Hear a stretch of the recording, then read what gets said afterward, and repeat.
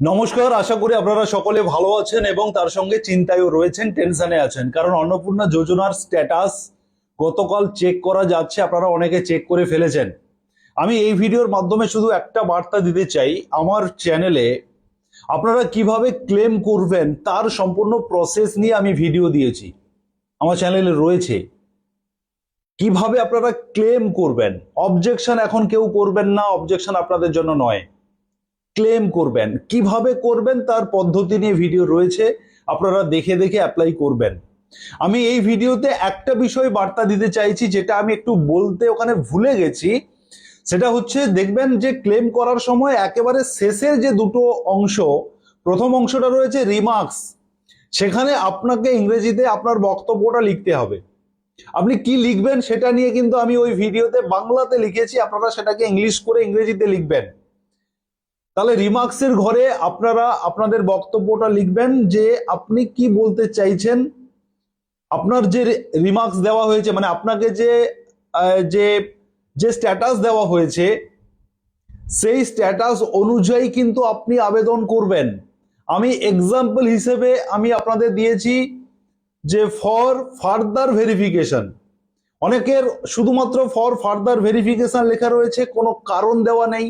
ভেরিফিকেশনটা কেন ফার্দার করা হবে পুনরায়, কারণ দেওয়া নেই। কারোর আবার কারণ দেওয়া আছে, ফর ফার্দার ভেরিফিকেশন কারণ দেওয়া আছে for government employee, for income tax payer, for GST pair, তিনটে রুমের বেশি আছে, জমি রয়েছে বেশি, ইত্যাদি ইত্যাদি রয়েছে। আমি এই ভিডিওতে যে বার্তাটা দেব, রিমার্কসে আপনারা আপনাদের মতো করে পরিষ্কার করে সুন্দর করে ইংরেজিতে লিখবেন। কিভাবে লিখতে হবে তার একটা এক্সাম্পল আমি দিয়েছি, ওই ভিডিওতে দেখে নেবেন। ঠিক তার নিচে একটা সাপোর্টিং ডকুমেন্টস আপনাদেরকে দিতে বলা হয়েছে। সাপোর্টিং ডকুমেন্টস হিসেবে যদি কারোর কোনো সাপোর্টিং ডকুমেন্টস না থাকে, তাহলে আপনি ওখানে আপনার ওই রিমার্কসে যে ইংরেজিতে যেটা লিখবেন, তার বাংলা একটা সাদা কাগজে আপনার আবেদন, ভিডিওকে টু দি ভিডিও লিখে, আমি যেভাবে বলেছি ওই ভিডিওতে দেখে দেখে আপনি একটা অ্যাপ্লিকেশন লিখে সাপোর্টিং ডকুমেন্টে অ্যাটাচ করে দেবেন 200 কেবির মধ্যে।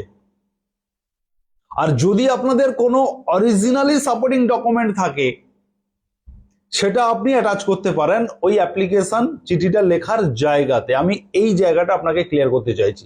যদি আপনার অরিজিনালি হাতে কোনো লিগ্যাল ডকুমেন্টস থাকে, এভিডেন্স, সেটা আপনি অ্যাটাচ করতে পারেন। অথবা আপনার যদি কিছুই না থাকে, তখন আপনি সাদা কাগজে অ্যাপ্লিকেশন লিখে অ্যাটাচ করতে পারেন। এটা গেল 1 নম্বর। 2 নম্বর যে পয়েন্টটা, গভর্নমেন্ট এমপ্লয়ি মানে কিন্তু যারা একদম স্থায়ী পদে চাকরি করেন তাদের জন্য এটা। ধরুন আপনি কন্ট্রাকচুয়াল পদে চাকরি করেন, civic police, para teacher, village police, এছাড়া অন্যান্য বিভিন্ন পঞ্চায়েত, স্কুলের কন্ট্রাকচুয়াল কর্মী, আপনার গভর্নমেন্ট এমপ্লয়ি দেখিয়ে ফর ফার্দার ভেরিফিকেশন করা হয়েছে।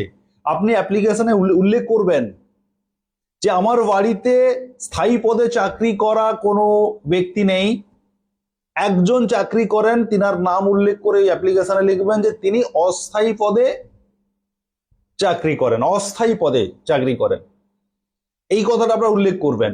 সেই কারণে এই জায়গাটা আপনাদেরকে বোঝাতে চাইছি যে গভর্নমেন্ট এমপ্লয়ি যদি লেখা থাকে, সেটা যারা স্থায়ী চাকরি করেন তাদের জন্য এটা অ্যাপ্লিকেবল। যারা অস্থায়ী পদে চাকরি করেন আপনাদের জন্য কিন্তু অ্যাপ্লিকেবল নয়। আপনি অস্থায়ী কর্মী হিসেবে আপনি অন্নপূর্ণা যোজনার টাকা পাবেন, মানে আপনার বাড়ির ফ্যামিলির মেম্বাররা পাবেন। এই দুটো জায়গা একটু আমি বলতে ক্লিয়ার করতে ভুলে গেছি, তাই আমি মনে করিয়ে দিলাম। এই বিষয়গুলো আপনারা চিন্তা ভাবনা করে ফর্ম ফিল আপ করুন। আমি নেক্সট ভিডিও আনবো। আপনাদের সমস্যাগুলো কমেন্টে আরো লিখুন, বেশি বেশি করে লিখুন। আগে কথাগুলো ভালো করে শুনবেন, কিন্তু না শুনলে কিছু বুঝবেন না। শোনার পরে না বুঝতে পারলে কমেন্টে লিখুন। নমস্কার, সবাই কিন্তু ক্লেম করে দিন, আজকালকের মধ্যেই ক্লেম করে দিন। ক্লেমের সময় বেশি দিন নেই, আজ অথবা কাল, এই দুদিনের মধ্যেই ক্লেম করতে হবে। ধন্যবাদ, দেখা হচ্ছে নেক্সট ভিডিও।